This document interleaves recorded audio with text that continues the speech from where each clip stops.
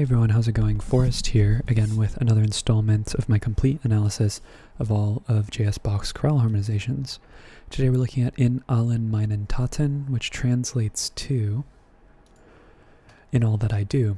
We've looked at this particular text in the past. This is just another harmonization of a melody that we hear in a lot of Bach's chorales.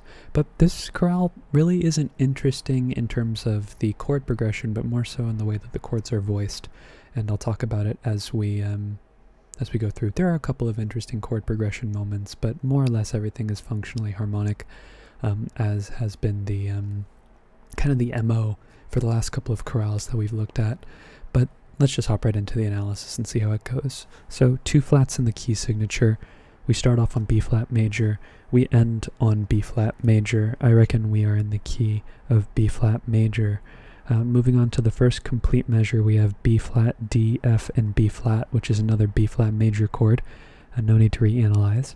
We then have A, C, F, and C, which is F major over A.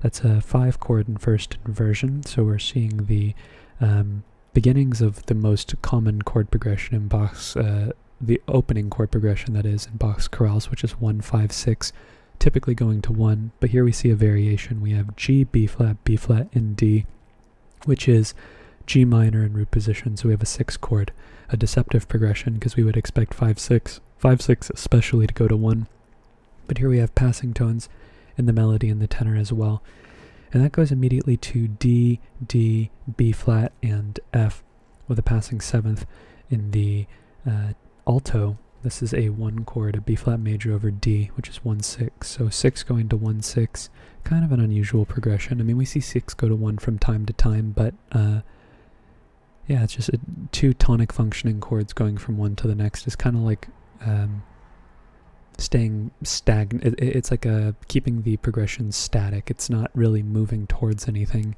because the chords are so similar. But as we prepare for our imperfect authentic cadence in the key of B flat major, we have E flat, D, G, and E flat. Kind of an interesting chord. That's E flat major 7 without the 5th, so that'd be a 4-7 chord.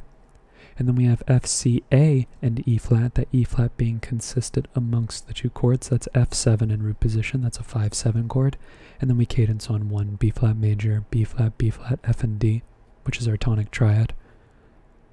Okay, moving ahead, looking towards the end of the next phrase, we have a half cadence in the key of B flat, and we don't modulate, so still analyzing in the key of B flat here. We have another B flat triad happening on the next beat, B flat, F, and D, with some passing tones in the melody and the tenor. We then have B flat, D, B flat, and F, which is another B flat triad. No need to reanalyze. Some passing tones in the tenor and the bass. We then get D, F, B flat, and F, which is B flat major in first inversion, so we'll just change the figured bass to reflect that by putting a 6 there to indicate first inversion. Passing tone in the bass again, before we get F, F, F, and C, a thirdless 5 chord. So we know that the 5 chord is being implied here because we're in the key of B flat and we have a 5th, so we would expect a major sound. You might even hear a major sound because that's what your ear is filling in and expecting. But there's no 3rd in this chord, so it's interesting how it's spelled. Then we have D, F, A, and D. Another take on the deceptive progression. Here we have a D minor triad rather than a B flat major triad. It's similar. We have the makings of a B flat major triad, except for we have A instead of B flat. Some more passing tones in the tenor and the melody before we get G, D, G, and B flat, which is a G minor chord. Sorry, did I read that right? G, D, G, and B flat. Yeah, that is a G minor chord in root position. That's a 6 chord. So 3 going to 6, that's a good sign because that's the natural progression of where 3 wants to go via the cycle of falling fifths. And then 6 goes to C, C, G, and B flat. Another interesting spelling. Bach loves 2 chords in cadential situations, but typically they're in first inversion. Here it's root position. So it's a little unusual, not unprecedented, but a little unusual. And it's spelled without a 3rd, so again, how we're kind of filling in the 3rd, because that's what we're expecting in the context of B flat major. We have no E flat in this chord, so we kind of have to imagine it. It's just an open 5th with a 7th, and that takes us to So actually, that being said, we don't know if this is 2/7 or if this is 5/7 of 5, because if there was an E natural in this phrase, say for example we had an E natural in the bass or something, we wouldn't know if this were a 2-chord or a secondary dominant. So I think both analyses are correct. Before we cadence on F major, F, C, F, and A, which is our 5-chord, our dominant, making this a half cadence. And in kind of an interesting grammatical fashion, if we look ahead to the end of the next phrase, we have another half cadence in the key of B flat major. Typically when we see consecutive half cadences, actually, let me rephrase that, we don't typically see consecutive half cadences, but we have seen them in the past. It has an interesting effect on the form. If you emphasize F a lot, it can kind of make the key feel like F, but we aren't in the key of F. We have E flats in the melody. I think actually we get an E flat in the bass as well, and we get some E flats in the alto.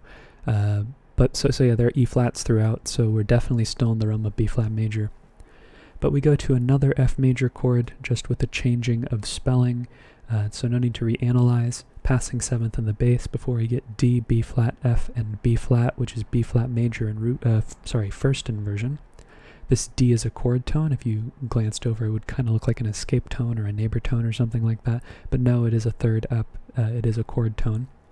And then we have another interesting progression, actually. I think I spoke too soon when I said that this isn't super interesting progressionally, because this goes against, or this is an example of a progression that I typically refute in different circumstances in the previous or earlier chorales that we've looked at. But here we have C, G, G, and C, which is, if we lump in all of the notes that are being used over the course of this beat, we also have an E flat. So it'd be a C minor triad in root position. So typically, when we see a 1 chord that goes to another chord that goes to a 1 chord in root position, which is what we have, B flat, F, B flat, and D, which is a root position tonic triad. Typically the chord in the middle of this progression is a 7/6 chord, which we have all the makings for here. We have C, we have E flat, but instead of A, we have G. So we're seeing 2 as a substitute for 7 here, and moving between a tonic chord via predominant is unusual, especially when 2 is being used. Typically, we see 4 being used in this case. I think we had an intro progression yesterday, or in the last episode, which I released earlier this morning, that had 1 going to 4 going to 1, which is not an unusual progression, but 1 going to 2 going to 1 is not something that we see all that often. Typically, when we see something that could be analyzed as 2, there are the ingredients for 7 rather than 2. So the fact that we have this take on this chorale here, it's like a variation on the progression here, it's very interesting. I would typically expect there to be an A diminished chord here, but we don't have it. So here is an example of Bach going against the grain of that 1-6-7-6-1 chord progression that we see throughout his chorales. Okay, moving ahead, we have, like I said, a tonic triad. This D is a chord tone. This E flat's a little brief passing tone. It is not a chord tone. This F is a chord tone, so we don't need to mark it. And then we go to C, G, E flat, E flat, G, E flat, and E flat. So this is an incomplete E flat major chord. Or is there a C in here? No, there's no C in here, so this would be an E flat major chord, so that would be 4. Passing 7th in the melody, this B flat is a chord tone, and there's the B flat that we're looking for. So if we look at the entire beat, including the notes that are off of the harmonic rhythm, we get the entire chord. So that would be a 4 chord, and then that would be a usual suspect for the cadential situation that we're in, 4 going to 5, F, A, F, and C, giving us our half cadence.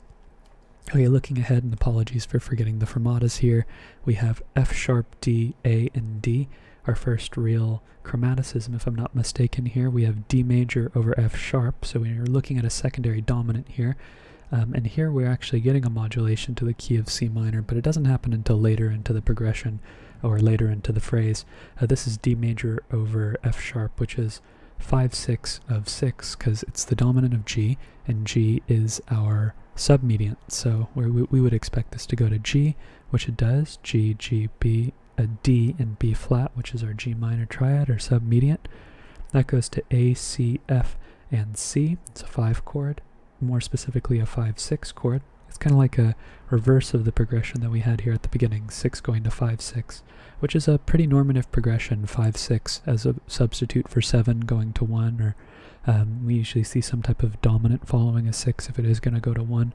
B flat, F, F, and D, which is our tonic triad and root position. This G is a passing tone.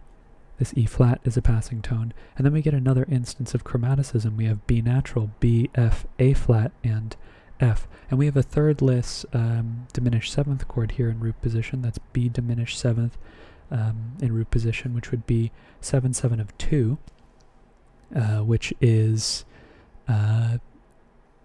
it would be a secondary dominant that would precede a 2 chord, which in the context of this progression here, it's getting close to the cadence. We would expect a 2 chord. However, instead of the 2 chord functioning like a 2 chord, also this G is an anticipation, this G is also an anticipation. This 2 chord here, which is C minor, C, G, G, and E flat with this passing tone in the tenor, is actually going to be recontextualized as C minor. It's probably the most interesting cadence in the entirety of the chorale. This is a half cadence in the key of C minor, and the chord that we cadence on is particularly weak, but this, regardless, this C minor chord is our tonic now in the key of C minor, and that goes to another respelling of C minor, C, E flat, G, and E flat with this F also being another non-chord tone, so no need to reanalyze. But then I had to listen to this a couple of times because it kind of sounded like a deceptive progression to me in the key of B flat, like 2 going to 6, but with the absence of a dominant, it didn't really have that same heft, so I had to go through. And then the more that I listened to it, this D wanted to resolve down to C in the melody, which made me feel like we had changed keys, if for anything, or for any amount of time, briefly. And I think that this G chord, G, G, G, and D, another thirdless triad, which has been kind of a theme throughout this chorale, so I think there is some intention here.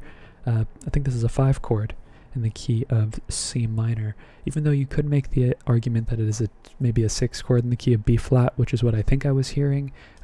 Upon closer examination, it sounds more like a half cadence, because the D, after listening for a while, maybe it's psychosomatic, and I did it to myself because I was looking for more of an elegant way to analyze. It started to sound more like a half cadence, but because there's the absence of the third, what happens afterwards is actually just as interesting. We have a G minor chord, so we go from a chord that has, it's androgynous, it doesn't really have a quality to it, it's just an open 5th, to a chord that is then being contextualized in the key of B flat. And I guess this would technically be a common tone modulation because both the chords share D and G, but it's common for Bach to juxtapose major and minor, especially when one is the chord at the end of the phrase, the last chord in the cadence, and the first chord in the next phrase. And he, in some cases, does a direct modulation from one key to the next without the need for a common chord. But the absence of the third in this chord makes the cadence feel weak, but makes the transition back to B flat. It's kind of interesting to analyze because in one way the chord is common because this chord is voiced without a third, but this one is voiced with a third. So using context, it feels more like a direct modulation because I'm sort of expecting to hear a major here, the same way that I'm expecting to hear a minor in the chords that don't have a third, and the way that I'm expecting to hear a major in the chords that don't have a third as well earlier in the chorale. So I'm calling this a direct modulation. You could call it a common tone modulation. You could even go out on a limb and call it a common chord modulation, but it sounds more direct to me. It's like a thirdless direct modulation where he's juxtaposing the major and the minor triads, which he's done in his music quite extensively, or more specifically in his chorales. So this G minor triad is now our 6 in the key of B flat, and we stay in the key of B flat until the end of the chorale, so no need to reanalyze any modulations because there aren't any. Then we get A, C, A, and F, which is another 5-6 chord, F major over A, that gets kind of turned into a root position F7 chord on the and of the beat, but we could just talk about that. It doesn't really enrich the chord progression anyway. It's just counterpoint at this point, or just his mark. So it is what it is. It doesn't really change the chord progression. But here we have B flat, D, B flat, and F, which is where we would expect 5, 6 to go to 1. We have the same chord progression here as we do here. This C is a non-chord tone, so we'll mark it as a little itty-bitty passing tone. And then we go to A, F, C, and C, another 5, 6 chord, F major over A, passing tone in the bass, passing tone in the alto, and then we get F, F, A, and D. Another deceptive progression of 5 going to 3. In this case, it's not a root position 5 chord, it is a first inversion 5 chord going to a first inversion 3 chord, but we've seen this before. We've seen this 5 to 3 progression before. But I don't think it goes to 6 because that would require G minor here, which we don't have. Actually, I might take that back.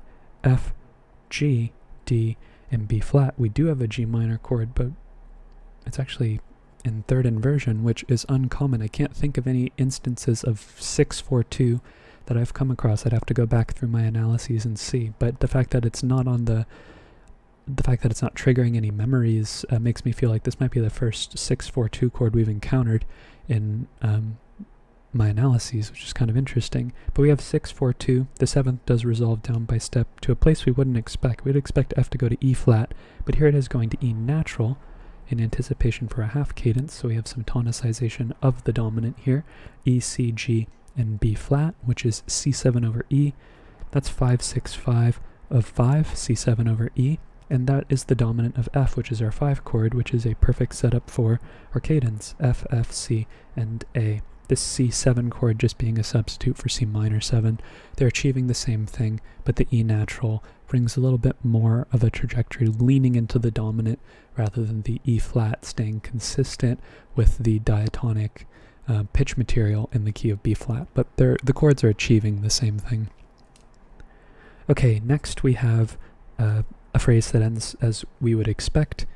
Perfect authentic cadence in the key of B flat. We have D, A, F, and F, another deceptive progression. We start off the phrase on a D minor chord. We would expect a B flat major chord, especially following a 5 chord, but here we have another deceptive progression. Lots of deception in this chorale, actually. And that goes to G, B flat, F, and B flat.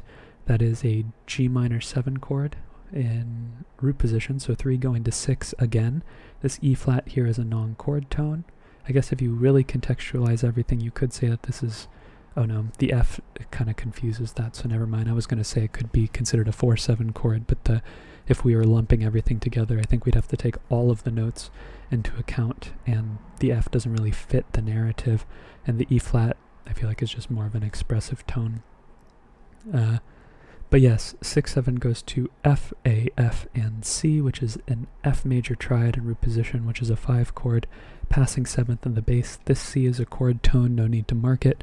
And then we get D, F, F, and D. Now, I would be tempted to call this another 3 chord. Actually, you know what? I think I am going to call it another 3 chord because it's been kind of a theme up until this point to have 5 going to 3 as a deceptive progression. But if we take into account this B flat here, I think you could make the argument that this is also a 1-6 chord.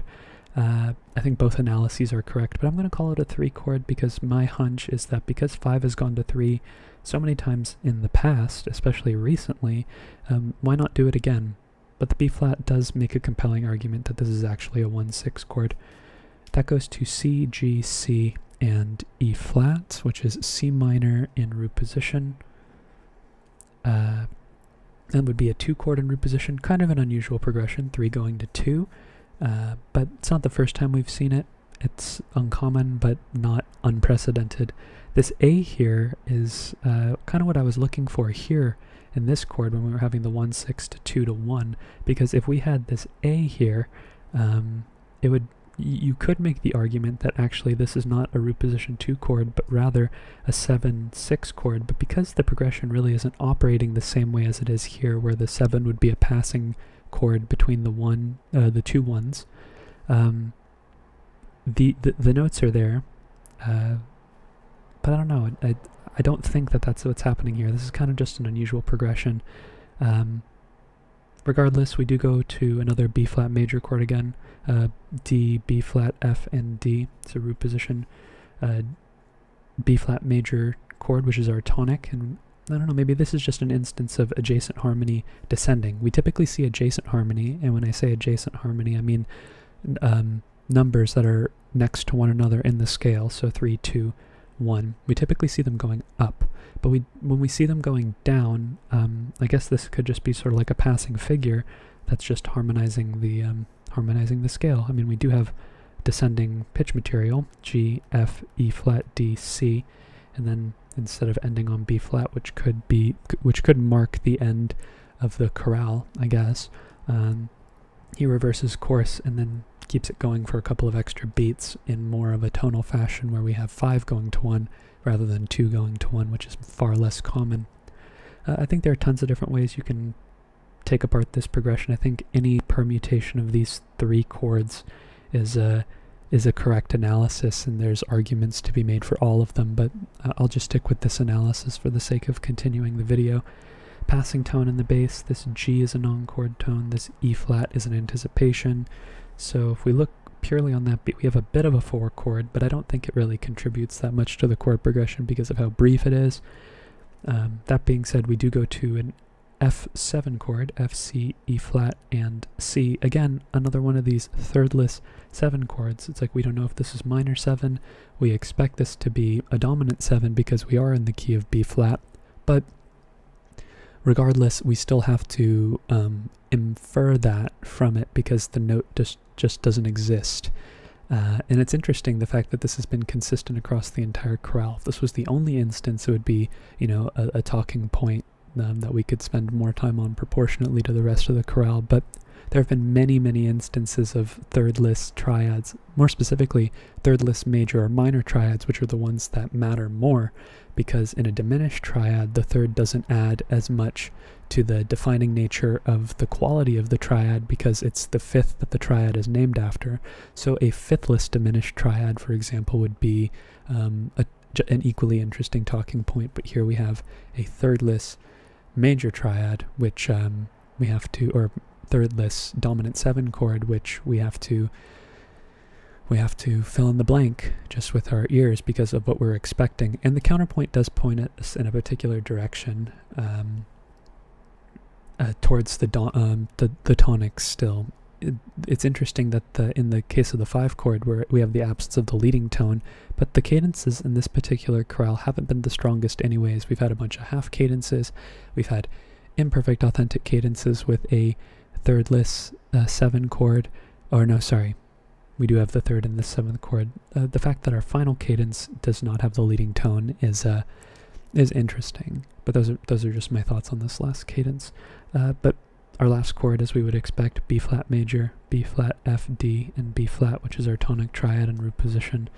That caps off today's analysis. I did go on a long-winded rant about thirdless triads because it is really interesting. The tertian harmony, like the entire premise in which the majority of the repertoire written for Western classical musicians was built on the principle of triads. So when we're looking at a very harmonically driven style of music that has an absence of thirds, it has kind of a dated sound. It doesn't quite sound exactly tonal, but because we're listening to Bach and we have these tonal expectations, it's kind of interesting how we can, with the proper context, fill in the blanks and sort of make more concessions and say, oh, well, he was implying such and such. But Bach definitely hops into like quasi-modal writing styles sometimes when it suits him. And,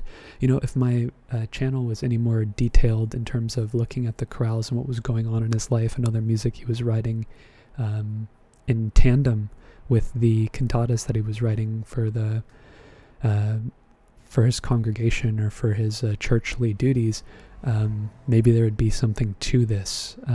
But perhaps the melody is older, perhaps he was just very well listened and well read, and he knew his he knew that he needed to attribute a particularly older style to an older melody. Who knows? Regardless, still a very beautiful chorale, still very interesting how expressive you can be, and still how much of a tonal trajectory you can set without the absence, or with the absence of the leading tone. And that's all I have to say about this chorale. Thank you so much for watching the video. Thank you so much for supporting the channel. If you're interested in a daily dose of analysis, I'm looking at Bach in particular right now, so if you're interested in the chorale harmonizations, I'm analyzing one every day, and you can expect an upload from me during the day at some point when I have free time. So if you want to go along with me on this journey, feel free to subscribe and hit the notification bell so you could be notified of when I upload. Okay, that being said, thank you again so much for watching the video. Thank you so much for supporting the channel. I look forward to tomorrow's analysis, and I hope you take care.